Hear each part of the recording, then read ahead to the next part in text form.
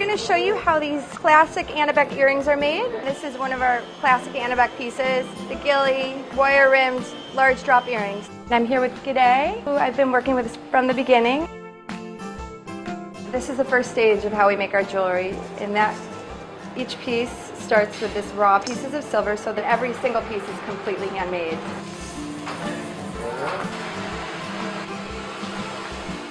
Stage 2 is where we melt the silver and it hardens, and then we start to hammer the silver into a more solid form. The next stage, we put the silver through this machine where they flatten it out so it makes the base of the silver. How we make the dots on our jewelry is what we call squash granulation, and we put the very thin strip of silver in, and then one at a time he bunches out every little dot.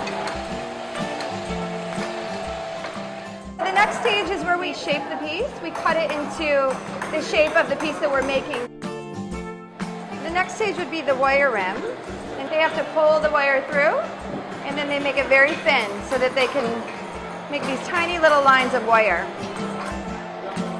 This stage, we pull it through this little contraption where it actually makes it even thinner and gives it a very fine texture to it.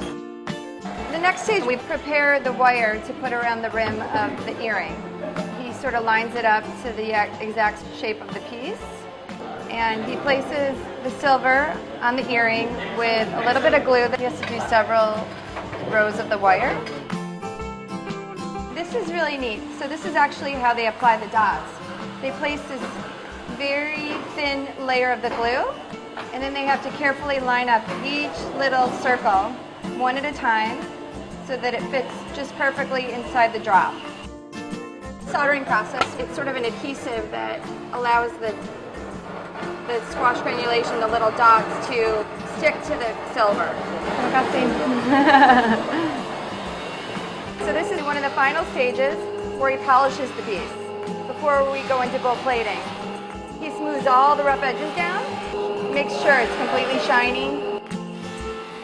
Because most of our pieces are gold and silver, we have to protect the silver if we're gold plating. We have to use this very special paint where we paint each piece and we have to completely cover it. Once it dries, we have to peel each piece so it actually separates itself, where the silver remains silver and the gold remains gold. One of the last stages of the gold plating, where we actually place the silver inside this special machine. It cleans it and it allows the gold to stay on the piece. Okay, so this is the final stage where they polish up the silver, and it comes out to look like this. It takes at least 3 to 4 hours to make. It's also what makes our jewelry so special, is that it's completely handmade by every single artisan that works with us.